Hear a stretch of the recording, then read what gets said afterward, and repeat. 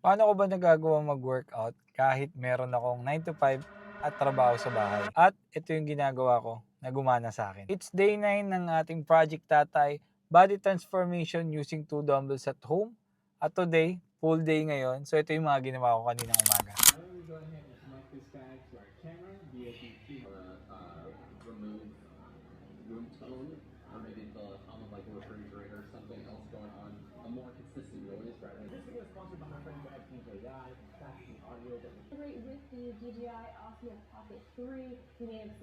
So yung ginagawa ko para masingit yung pag-workout ko, is nakuha ko lang din sa libro na 5 AM Club.